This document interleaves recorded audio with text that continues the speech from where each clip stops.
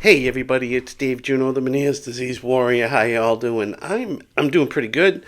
Today's been kind of a rough day. I really don't know why, but it has been. But that's okay. I still went out and did some errands, started reupholstering dining room chairs. My wife picked out some new fabric, so I'm doing that. Started that project, and I've got a Linux project going on from a old computer that I built. See how it works, and just because I'm interested, and I got to keep myself busy. So recently, there's a lot of people asking questions about surgeries. Okay, and yes, I know I've done videos about surgeries. But I thought it was important maybe to do another one. Okay. Because recently somebody had posted about a labrinthectomy. Should they get one? Should they not get one? And all this stuff. And I responded to it, not with a video, but typing. And it was a good conversation. Nothing bad or major. But we got to discuss some things about these surgeries. Okay. Because I don't know if doctors are saying everything about them and what they entail. But let's just start with my own history. Then, because the question really was would I do it again? And I'm going to answer that at the end. I'm not going to answer that right now. So let's go back into my history. Okay, so I've been dealing with vertigo since 2014. I got diagnosed in 2017 with Meniere's disease. So almost 12 years all total. And probably from 2016 to 2019 when I had my labyrinthectomy surgery. That's what we're going to talk about first. I was really fighting. I was struggling and all this stuff. Now the thing with a labyrinthectomy is that if they do a labyrinthectomy, you are going to lose all the hearing in this ear. Okay? Really, the only way they do that surgery, the labyrinthectomy surgery, is if you are pretty close to being deaf. I'm talking 5% or less. Okay? They're not going to do that surgery if you've got like 40-50% hearing in the ear. Because you're going to be completely deaf afterwards. And believe it or not, if you've got like 90% hearing in this ear, you're not going to get a cochlear implant.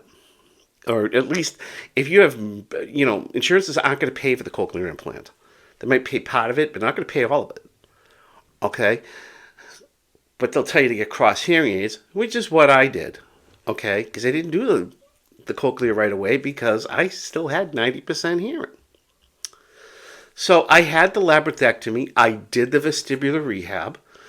And the vertigo, it would come and go, but it wasn't nothing like it was. It wasn't 4 or 5 times a week. It was maybe once every couple of months for 29, I say 2020, 2020, 2021, 2022, 2023, I started getting vertigo again.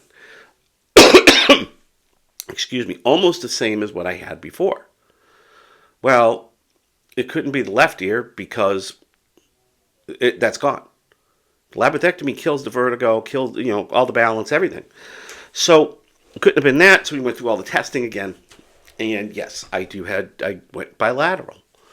Okay, and some of that could have been triggered from stress because that was around the time my daughter-in-law Brandy, God rest her soul, had passed away from COVID at 27.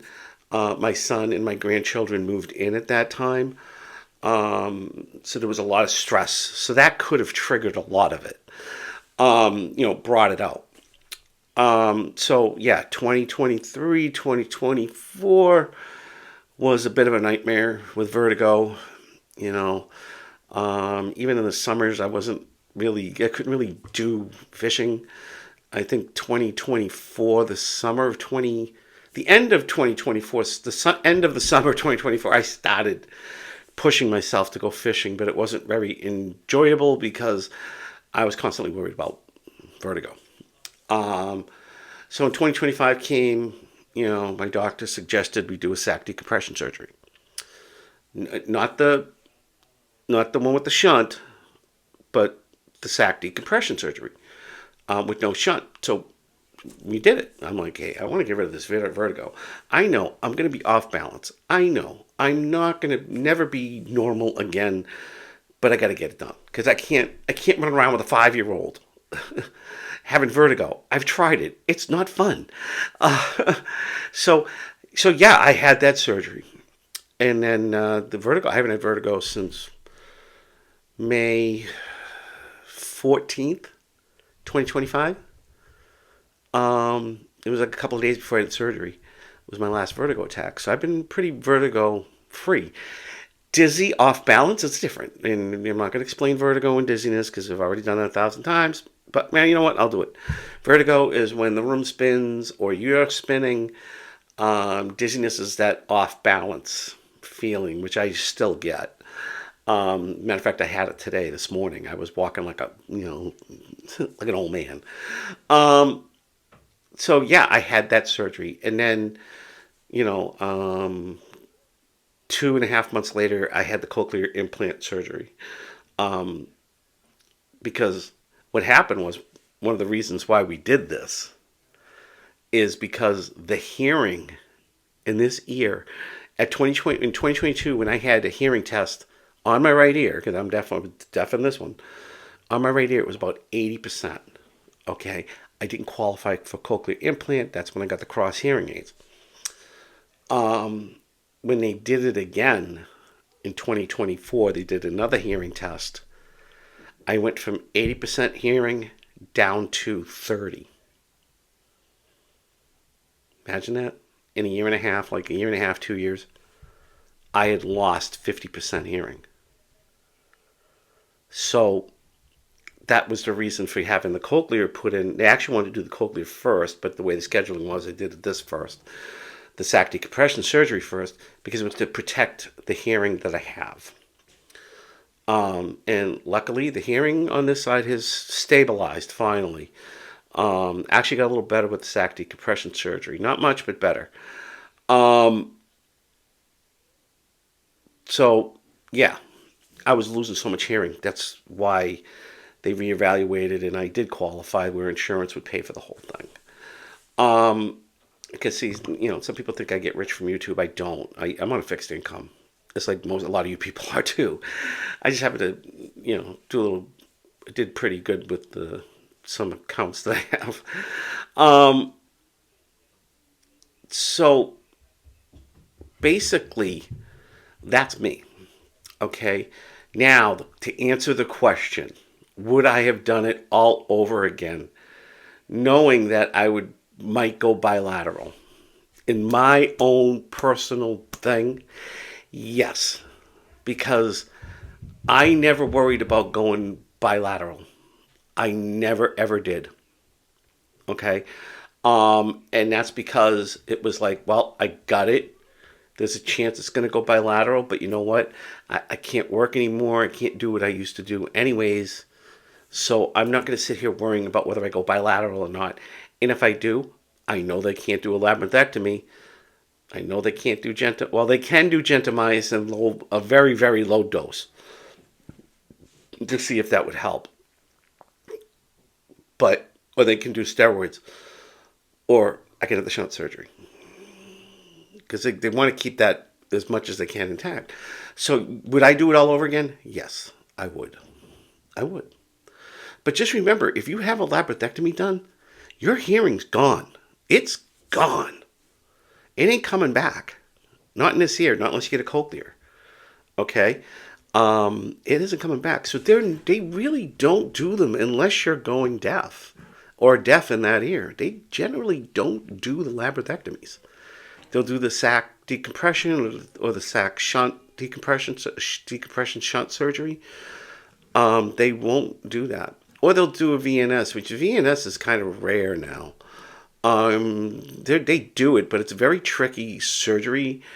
And I've explained that before because the VNS surgery, your vestibular nerve and your acoustic nerve, they're on top of each other Okay, and the facial nerve is there too, very, very close. So if there's, if they cut it, they cut the, let's say this is the vestibular nerve. Okay, they cut it, but they nick the hearing, you're gonna go deaf. Or if they nick the facial, you might end up having like permanent Bell's palsy. It did happen to one of my cousins.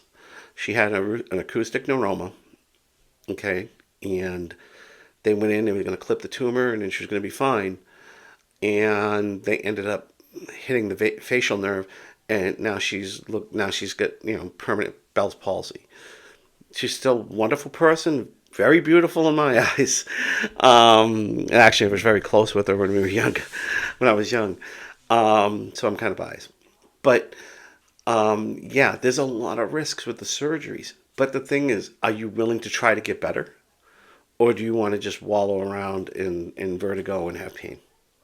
You know, do you want to get better or do you want to just wallow around in pity? It's your choice. That's my choice. Okay?